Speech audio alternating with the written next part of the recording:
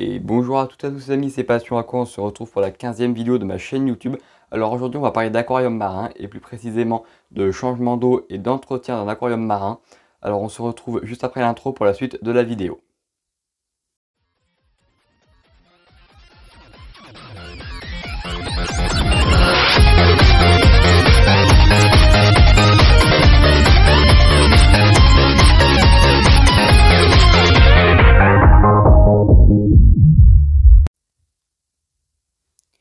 Donc oui, je disais que voilà, hein, il y a mon Bernard l'ermite, donc c'est la première fois que je vois ça.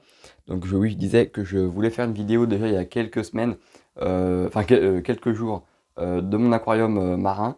Et donc la vidéo, je l'ai enregistrée dans un format qui n'allait pas et j'ai pas pu faire le montage et donc je peux pas le mettre sur YouTube. Donc aujourd'hui, ce que je vais vous montrer, c'est comment faire l'entretien d'un aquarium marin.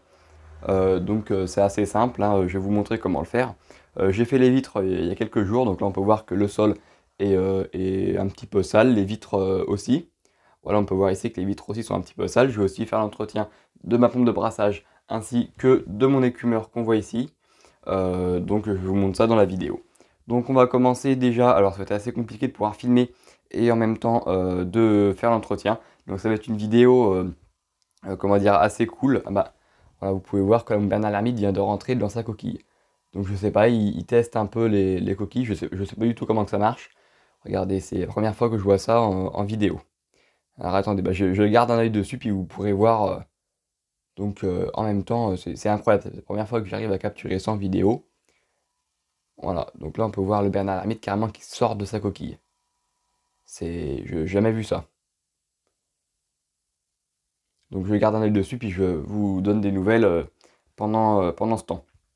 Ça va être une vidéo déjà assez compliquée pour moi de la faire, parce que déjà je suis dans un endroit qui est assez petit, et en plus je peux pas mettre comment ça s'appelle, ma perche là, mon stabilisateur de vidéo, je peux pas le mettre non plus, parce que, du coup, mon trépied je peux pas le mettre parce que je suis dans un endroit qui est assez petit. Donc ça va être assez compliqué, donc les plans vont bouger, et je pourrais pas être précis dans ce que je fais. Donc j'espère quand même que ça vous ira. Et donc je pose ma caméra comme je peux et je vais vous montrer déjà la première partie que je fais. Alors déjà évidemment avant, il faut débrancher évidemment toutes les prises, sauf la lumière. Il faut débrancher toutes les prises pour éviter déjà toute brûlure. Je pense au chauffage, et aussi on ne fait pas tourner le matériel dans le vide. Donc il faut débrancher tout ce qui est chauffage, pompe de brassage et écumeur avant de faire l'entretien de votre aquarium. C'est très important. Faut surtout pas l'oublier. Donc là je pose ma caméra et je vous montre la première partie qu'on fait dès l'entretien d'un aquarium marin. Donc voilà, j'ai été chercher le matériel qu'il me faut donc pour faire l'entretien de mon aquarium marin. Alors donc du coup, pour faire l'entretien de mon aquarium marin, moi ce que je fais, c'est que déjà j'ai tout mon matériel qui est à côté, hein, donc par exemple un torchon. J'utilise aussi ça, c'est une espèce de baguette où est-ce qu'on met une raclette au bout, et du coup je m'en sers du coup pour remuer le sol. Voilà, ça je fais ça à peu près donc tous les jours. Je remue le sol et puis je passe donc attendez, je vais vous le chercher. Il est où? C'est ça. Voilà. J'utilise aussi donc moi ce que je fais donc tous les jours. Donc je prends ma petite raclette bleue et je fais les vitres avec, ou alors j'utilise directement mon aimant pour gratter les vitres, pour nettoyer les vitres avec. Et là je n'ai pas fait de changement d'eau depuis quelques mois. Donc moi après ce que je fais, c'est que je prends directement un grand seau comme ça. Voilà, donc un grand seau de maçonnerie là comme ça pour pouvoir faire mes entretiens tranquillement. Voilà, et comme ça c'est beaucoup plus simple. Donc après sinon ce que je fais, c'est que j'utilise aussi donc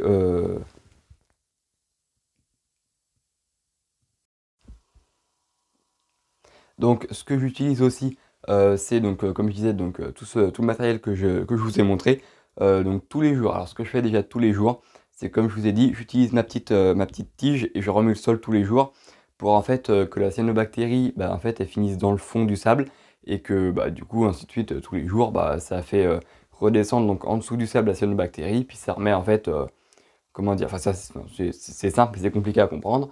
Et du coup ça remet en fait du sable neuf, hein, automatiquement, enfin ça remue un peu le sable. Et aussi, alors je sais qu'il y en a qui ne sont pas forcément d'accord avec ce que je fais, et aussi du coup ça permet aussi donc d'enlever les petites saletés qu'il y a dans le sable. Et après, je mets l'écumeur en route, je mets du perlon dans l'écumeur pour récupérer donc toutes les petites parties fines que j'ai dans le sable. Puis du coup, mon aquarium refinit clair au bout de quelques heures. Donc là, je vais vous montrer ce que je fais, enfin, ce qu'on doit faire normalement tous les mois dans un aquarium marin. Donc on va commencer par ce que j'ai fait donc déjà hier, c'est-à-dire, donc déjà j'ai enlevé ça, ça fera déjà plus de place. Donc ce qu'on est censé faire tous les mois, c'est donc déjà de passer, enfin ça on fait tous les jours, mais ce qu'on fait avant de faire chaque changement d'eau, c'est déjà de passer un coup sur les vitres. Donc du coup on prend l'aimant et donc on va venir passer un coup sur les vitres comme ça et ça part tout seul avec l'aimant. Donc là du coup je vais le faire en dehors de la caméra parce que sinon ça risque d'être un petit peu long. Et on se retrouve juste après dès que j'ai fini de passer l'aimant dans tout l'aquarium. Alors aussi oui, donc on passe l'aimant pour faire les grosses parties. Et donc les plus petites parties, on le fait donc soit avec un aimant comme ça, donc qu'on peut acheter en animalerie ou sur internet, ou alors sinon ce qu'on peut aussi utiliser, ce qui coûte aussi moins cher, c'est ça un aimant ça coûte 6, un petit peu moins d'une dizaine d'euros. Ce qu'on peut utiliser aussi, ce qui est beaucoup moins cher, c'est du perlon ou de la ouate, hein, vous appelez ça comme vous voulez. Et en fait on va venir le passer sous l'eau, enfin de l'autre côté de l'aquarium, puis gratter les vitres avec le perlon. Ou aussi ce qu'on peut aussi utiliser, c'est carrément une carte bleue ou une vieille carte bleue, une carte d'identité ou je ne sais quoi. Puis en fait, on va venir racler les vitres avec le bord de la carte bleue ou d'identité. Évidemment, une ancienne, pas une nouvelle. Donc voilà, donc on se retrouve dès que les vitres sont propres pour la suite de la vidéo. Donc voilà, j'ai fait les vitres avec mon aimant et mon bout de perlon. Alors il y a un côté, ce côté-ci de l'aquarium là, j'arrive pas à le faire, il va falloir que je déplace mon écumeur et du coup je ferai ça quand j'aurai plus d'écumeur, ni ma pompe de brassage, ni mon chauffage, parce que comme je vous l'ai dit juste avant dans la vidéo, je vais l'enlever pour les nettoyer, donc je ferai ça plus facilement après quand je l'aurai enlevé. Donc maintenant la deuxième partie donc du coup du changement d'eau de mon aquarium, donc du coup ça va être de prendre la petite tige que j'ai mis là-dedans et donc on va venir remuer le sable. Donc alors je vais vous le faire devant vous, alors j'espère que vous voyez bien, voilà. En fait je vais venir faire des petits tourbillons dans le sable, donc, du coup en fait pour venir mettre du sable propre en surface et enfouir donc le sable sale, enfin sale, il n'est pas sale, c'est juste que avec la lumière tout ça, ça colore un peu le sable, donc c'est ce qu'on appelle de la cyanobactérie. Donc du coup je viens le mettre en dessous le sable propre et faire remonter du coup en surface le sable propre pour que le sable sale en fait puisse du coup comment dire, que la cyanobactérie puisse mourir, vu que la cyanobactérie pour se développer, je le rappelle, a besoin de lumière et d'un éclairage. Donc si dans le fond du sol, il n'y a pas de lumière ni d'éclairage ni rien, forcément la cyanobactérie va finir par mourir. Donc on fait ça tous les 2 à 3 jours. Alors attention, parce que aussi c'est important de le savoir, le sable dans un aquarium marin, ça peut aussi faire monter le taux alors je sais plus, je crois que c'est le taux de pH ou de PO4 ou de nitrite ou de nitrate, je sais plus, mais enfin il faut se renseigner là-dessus. Parce que pour des petits aquariums, le sable peut être bien, mais aussi pas bien. Donc c'est pour ça qu'il y a des fois des aquariums où est-ce que les gens ne mettent pas de sable à l'intérieur. Donc maintenant la deuxième partie de la vidéo va être assez simple, hein. Enfin maintenant qu'on a fait la deuxième, maintenant on va faire la troisième. Donc c'est-à-dire on va déjà pouvoir enlever donc à l'aide d'un tuyau. Donc moi ce que j'utilise, voilà, c'est un tuyau comme ça. Donc en fait c'est un tuyau jaune, hein, peu importe, hein, que ce soit jaune, que ce soit blanc, que ce soit rouge, ça c'est pas bien important. C'est un tuyau que j'utilisais où est-ce qu'en fait au bout il y avait une cloche et c'est pour clocher le fond des aquariums d'eau douce. Donc on peut utiliser maintenant en eau de mer. Donc en fait je vais venir mettre l'extrémité du tuyau dans l'eau et puis en fait, enfin souffler, non. Je vais venir aspirer avec ma bouche à l'autre bout du tuyau pour faire un appel d'air dans le tuyau et donc pour pouvoir faire venir l'eau de l'aquarium dans le tuyau et le faire tomber dans mon seau noir que j'ai juste derrière moi, que je vous ai déjà montré donc tout à l'heure. Donc évidemment on n'oublie pas avant de faire ça, donc c'est très important de couper l'électricité du bac, hein, ne pas mettre de l'eau dans les prises et surtout de débrancher tout ce qui est chauffage pour pas que le chauffage y casse ou que ça vous brûle et surtout de débrancher la pompe de brassage ainsi que l'écumeur pour pas que l'écumeur ni la pompe de brassage tourne dans le vide, hein. Donc c'est pour ça qu'il faut faire assez vite quand on fait ces choses-là parce que je rappelle que la pompe de brassage est super important dans un aquarium marin, surtout pour les coraux. Donc du coup là on va protéger le sol de toute éclaboussure. On va prendre évidemment notre torchon qui est toujours à côté de nous quand on fait ces entretiens-là pour pouvoir essuyer la moindre goutte qui tombe sur le sol, parce qu'évidemment on n'oublie pas que dans un aquarium marin on a de l'eau osmosée mais aussi du sel. Donc quand on renverse une goutte d'eau, bah, l'eau va s'évaporer mais le sel va y rester. Donc ça va être un peu dérangeant, surtout que le sel c'est agressif et ça peut aussi brûler, enfin on va pas dire brûler, mais ça peut aussi comment dire, manger, c'est pas le mot non plus, ça va venir ronger la peinture. Donc du coup, on va venir mettre le seau. Alors attendez, je vais enlever donc tout le matériel que j'ai donc dans mon seau. Voilà, hop là. Alors dans mon seau, j'ai toujours, je garde toujours en fait dans mon seau hein, le matériel important pour faire l'entretien de mon aquarium. Donc du coup, voilà, mon seau, je vais le mettre ici. Je vais le mettre sur une chaise. Alors c'est pareil, j'ai pas beaucoup de place, donc je vais pas pouvoir vous montrer. Attendez, je vais peut-être pouvoir un petit peu vous écarter. Voilà. Hop là. Voilà. Donc je vais venir mettre mon seau en fait par terre. Donc je vais pas vous montrer l'étape, hein, je vais venir mettre mon seau par terre et donc du coup venir mettre le tuyau dans l'eau, l'autre bout du tuyau à côté du seau, puis je vais venir aspirer avec ma bouche. Ça va faire descendre l'eau dans le seau et donc vous allez pouvoir aspirer l'eau et puis la mettre dans le tuyau. C'est assez simple. Et n'oubliez pas aussi de passer avec le tuyau et aspirer un peu le sable ainsi que les pierres pour enlever toutes les petites saloperies qu'il y a dans l'eau. Voilà. Donc du coup, alors je voulais le faire devant vous, mais le problème c'est que ça va être assez compliqué parce que déjà je ne sais pas si vous allez voir quelque chose et ça risque aussi d'être embêtant pour moi. Alors attendez, je vais placer ma petite chaise et je vais essayer de vous montrer comment qu'on fait. Alors donc voilà, je viens de placer, donc je vais vous montrer, hop là, je viens de placer mon seau juste ici. Et puis donc du coup, je vais venir aspirer l'eau avec ma bouche et puis frotter le sol avec mon tuyau. Donc je ne pense pas vous montrer cette étape-là parce que le problème c'est que je vais prendre beaucoup de place, puis vous y verrez rien, et puis de toute façon vous verrez mon dos. Et donc ça va pas être intéressant pour vous, donc je vous reprends dès que j'ai fini du coup d'aspirer l'eau de l'aquarium.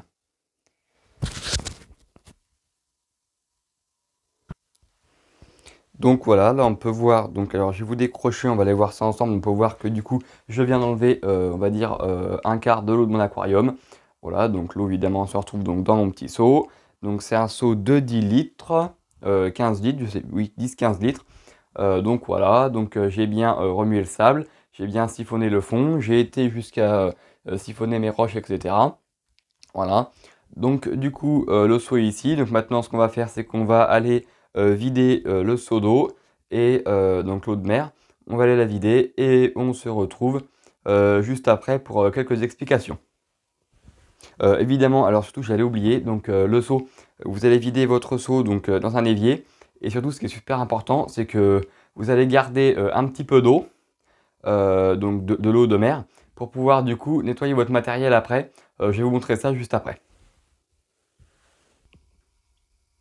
Donc là voilà, donc on se retrouve donc dans ma salle de bain. Donc du coup ce que j'ai fait, c'est que j'ai vidé donc de l'eau de mon aquarium, donc du coup je l'ai vidé. Et donc du coup j'en ai gardé un tout petit peu pour la mettre dans mon lavabo. Et donc c'est là-dedans qu'on va venir laver nos masses de filtration de notre écumeur, ainsi que c'est ici qu'on va venir laver notre pompe de brassage. Donc on se retrouve ici tout à l'heure pour du coup la suite de notre petit programme pour l'entretien de notre aquarium. Donc là, on se retrouve là-haut devant mon aquarium pour la suite des explications. Donc là, voilà, on est devant mon aquarium. Donc maintenant qu'on a vidé l'eau de notre aquarium, donc maintenant, il va falloir retirer donc, tout ce qui est ma pompe de brassage.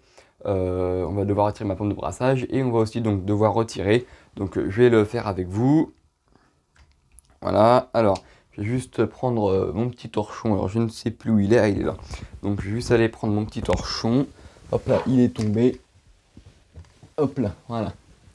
Donc du coup, maintenant ce qu'on va pouvoir faire, voilà, je pose mon torchon devant moi ici.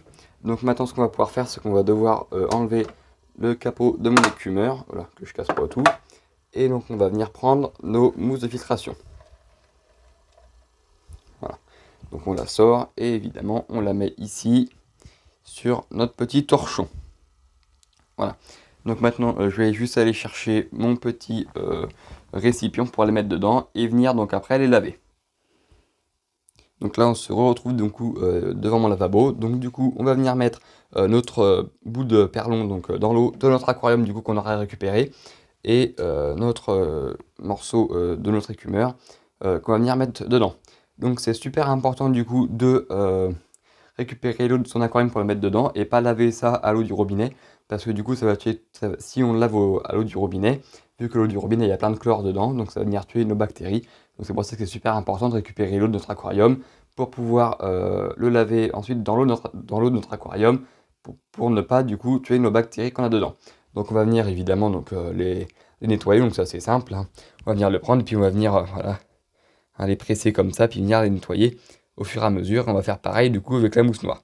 Donc ça il n'y a pas besoin de vous l'expliquer, donc on se retrouve quand les mousses seront propres devant l'aquarium pour pouvoir du coup les réinstaller et venir prendre la pompe de brassage et venir faire pareil avec la pompe de brassage. Voilà. Donc là voilà, on se retrouve du coup devant mon aquarium.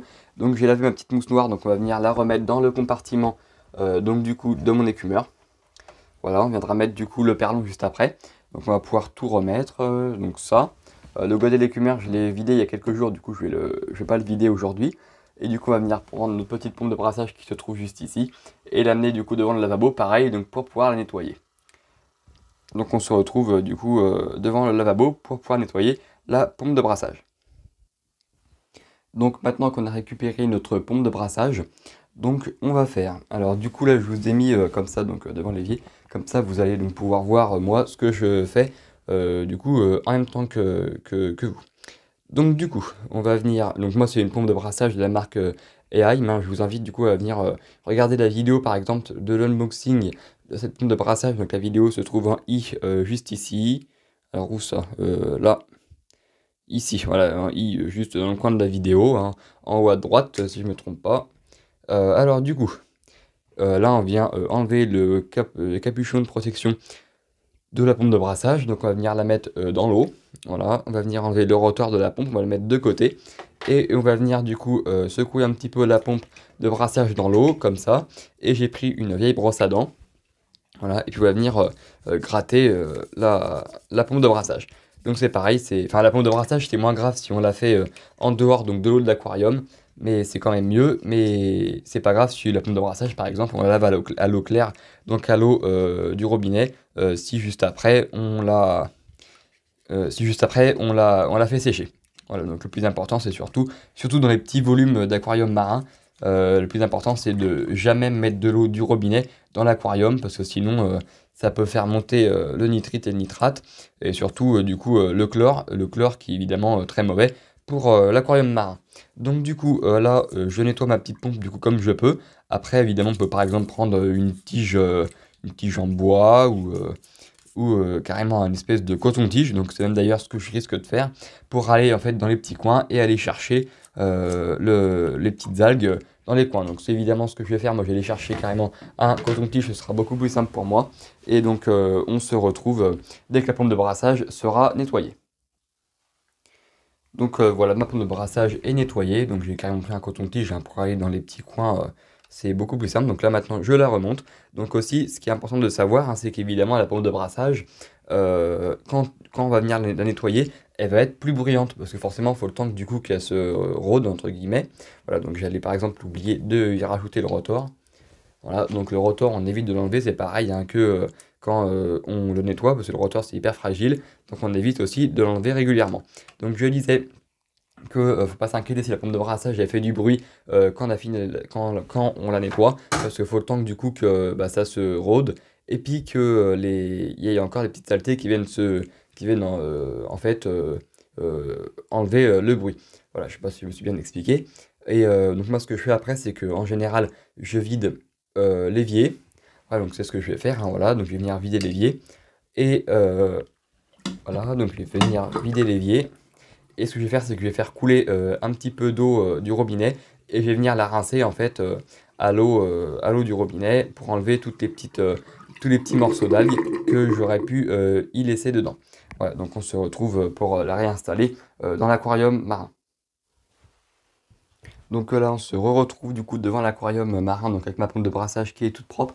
Donc maintenant, avant de réinstaller la pompe de brassage, je vais donc passer un coup sur mes vitres Et après, on va passer donc à la préparation de notre mélange sel et osmosé.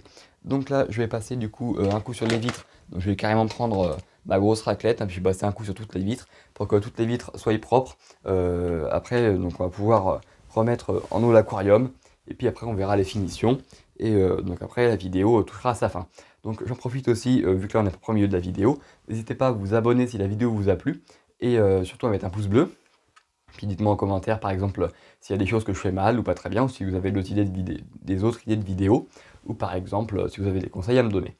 Donc aussi, parce que cette vidéo m'aura pris du coup pas mal de temps, surtout que déjà, quand je fais mes changements d'eau, etc., bah, c'est assez long. Là, en plus, du coup, j'ai la caméra avec moi, donc c'est plus compliqué. Donc si la vidéo vous a plu, vraiment, mettez un pouce bleu et pensez bien à vous abonner. Donc là, je vais passer ma raclette sur toutes les vitres de l'aquarium. Et après, on pourra donc passer à la remise en eau de l'aquarium et aux équipements. Donc on se retrouve tout à l'heure dès que les vitres sont propres. Donc voilà, hein, j'ai nettoyé les vitres du coup avec mon aimant, enfin, avec ma raclette. Hein, j'ai remis mon écumeur en place, ainsi que ma pompe de brassage. Hein, donc maintenant, on va passer à l'étape la moins drôle, hein, c'est la préparation du sel. Donc ce qui est important, c'est que vous videz l'eau de votre aquarium dans le même seau ou dans le même récipient dans lequel vous allez préparer votre préparation. Comme ça vous permettra évidemment de préparer exactement les bonnes quantités de sel, enfin d'eau de mer qu'il vous faut. Donc moi ce que je vais faire, c'est que du coup je vais prendre mon seau et puis je vais faire un petit peu de place et puis je vais vous montrer ça, comment on prépare l'eau de mer en quelques minutes. Après il y a plusieurs techniques, hein. Il y en a qui disent qu'il faut la laisser reposer 24 heures. Moi, je fais ça assez rapidement, surtout qu'en plus, j'ai pas changé non plus 90% de mon eau. Donc, je vais faire ça avec vous et je vais faire un petit peu de place et puis je vous montre ça juste après. Donc voilà, donc là on se retrouve. Alors on est dans une position assez inconfortable, hein, parce que évidemment je tourne dans un endroit qui est assez petit. Donc moi du coup je me suis mis sur ma petite chaise. Donc c'est important, hein, surtout c'est important de prendre son temps dans cette étape-là qui est la plus compliquée. Enfin quand on maîtrise ça va. Alors déjà ce qu'il faut bien prendre en compte, hein, déjà, c'est donc l'eau. Déjà il faut assez d'eau pour pouvoir faire le changement d'eau.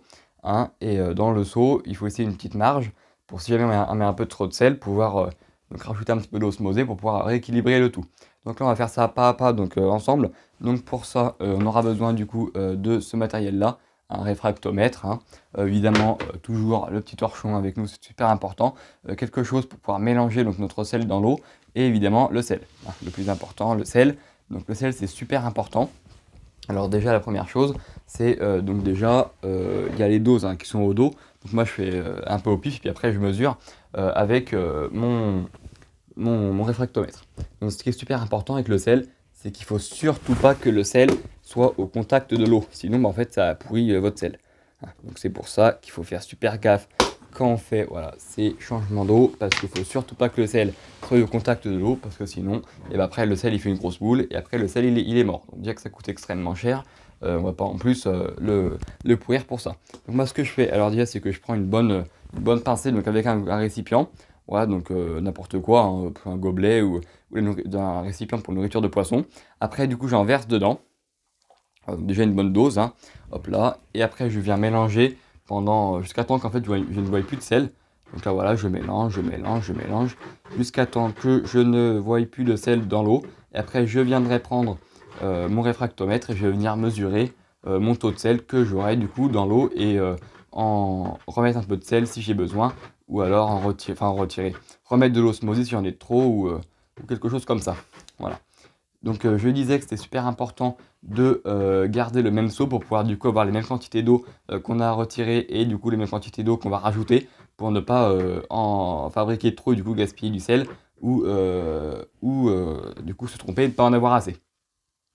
Donc voilà, donc là on va arrêter un petit peu, je vais attendre que l'eau se calme, puis là je vois du coup qu'il n'y a plus de sel du coup dans l'eau.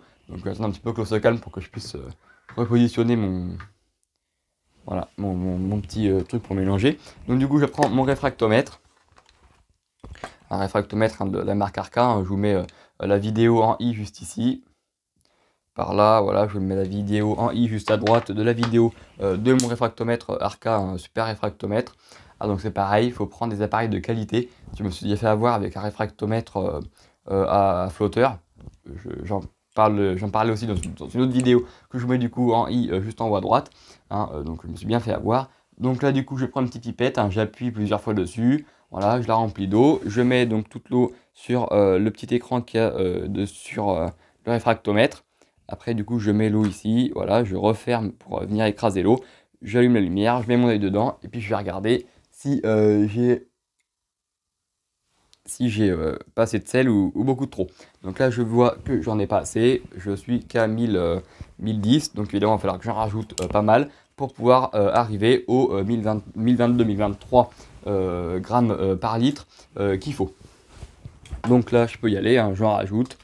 Hein, on y va. Voilà, maintenant que j'ai eu ma première dose et que j'ai vu qu'il en manquait pas mal, je peux y aller et en rajouter. Voilà, pas trop non plus, parce que sinon, je préfère perdre un peu de temps, sachant qu'on n'est pas pressé quand on fait cette étape-là.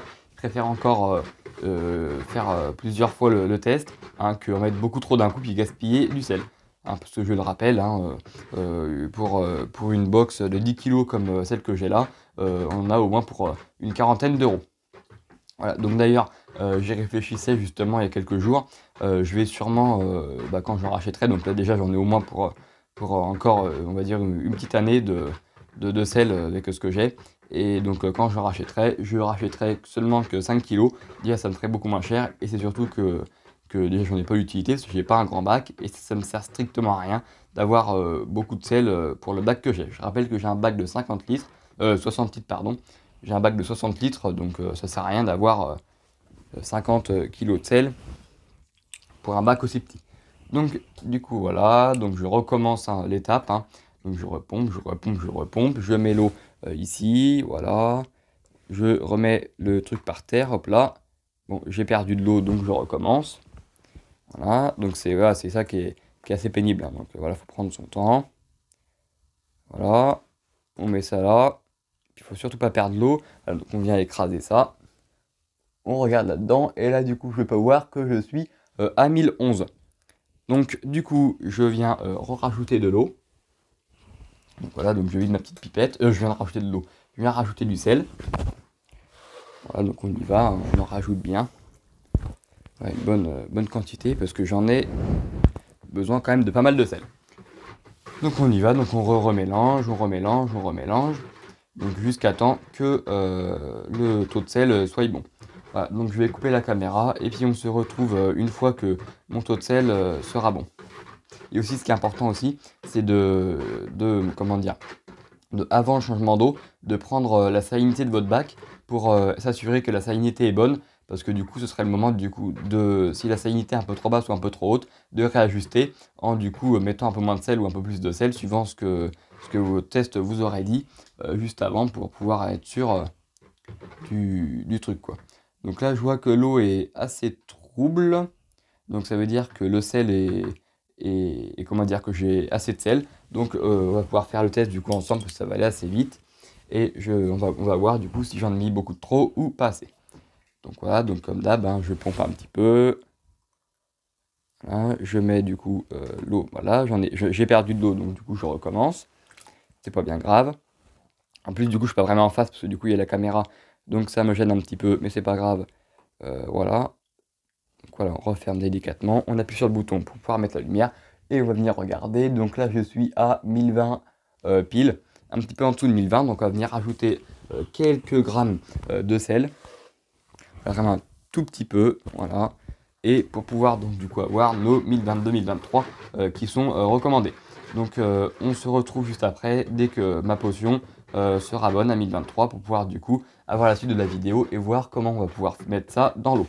Donc on se retrouve juste après. Donc je vous reprends, donc là je viens de faire mon dernier test, hein, donc je 1024, 1023, 1024, donc c'est ce qu'il me faut. Donc maintenant ce qu'on va faire, c'est qu'on va prendre un petit récipient style un bidon d'eau déminéralisée. Donc moi c'est ce que je fais. Et donc du coup je vais mettre mon seau en hauteur. Et je vais venir du coup pour que ce soit plus simple pour le rajouter dans l'eau de mon aquarium. Je vais venir en plusieurs fois vider du coup de l'eau de mon de mon seau dans l'eau, dans mon petit récipient pour pouvoir donc du coup après le mettre dans mon aquarium pour que ce soit plus simple et pas avoir à porter le seau énorme d'un coup et casser tout mon décor. Donc on se retrouve juste après quand j'aurai mon bidon d'eau déminéralisée et comme ça on pourra voir ensemble comment qu'on fait et voir le remplissage de l'aquarium. Donc voilà, donc là on peut voir que du coup j'ai mis mon seau en hauteur et donc je vais venir utiliser un truc comme ça là, puis je vais venir le mettre là-dedans et puis pomper et venir mettre l'eau du seau noir dans l'eau dans le seau vide d'eau déminéralisée et ensuite de vider dans l'aquarium marin. Donc évidemment je ne vais pas vous montrer cette étape là parce qu'elle me paraît quand même assez simple, hein. Donc on se retrouve une fois que l'aquarium est rempli. Et voilà, donc du coup je viens de ranger tout mon matériel, hein. Donc là, comme on peut voir, là mon aquarium est fini d'être rempli.